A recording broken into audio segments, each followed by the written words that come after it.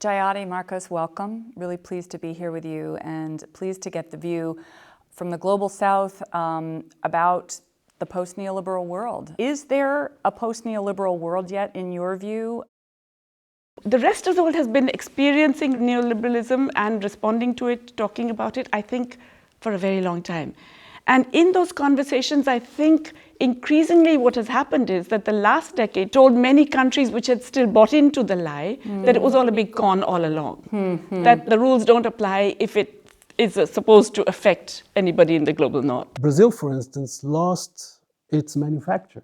I don't mean we have to reinstate our manufacture as it was, but in the place of manufacture, you have now an economic, social, political, and cultural coalition, which is unafraid to make alliances with the far right. This is a tragedy for Brazil because it means that inequalities won't be fought against. A real issue for the Global South is finance.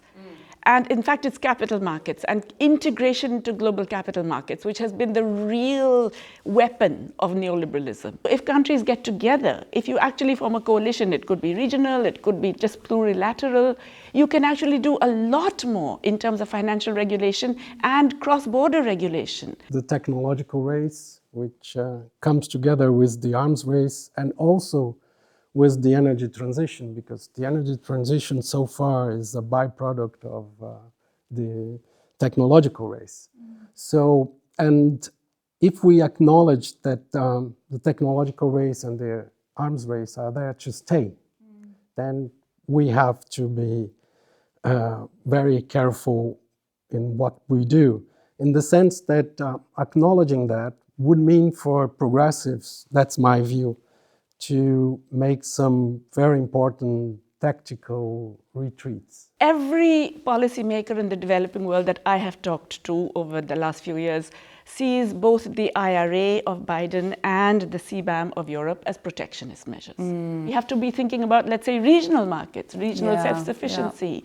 We have to be thinking of different kinds of technology transfer amongst ourselves. We don't have another project to put in the place of this new Bretton Woods project. So what we will objectively have now, I think, is these three new imperial powers. For Global South countries, they will have to face this new power balance. And I think that our common position should be of non-alignment. The reality is that most countries won't abandon fossil fuel and mineral overexploitation. The arms race is there. If you have countries that don't have military capability, they won't be able to have any autonomy at all. So how do you do all that if you are in the Global South? Ultimately, the reason why we're all here is because we think humanity steps back from the brink.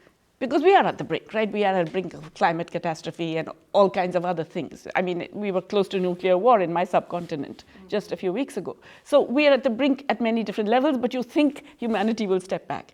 Now, and we have done that in the past, right? The Second World War, after that, we stepped back from a brink.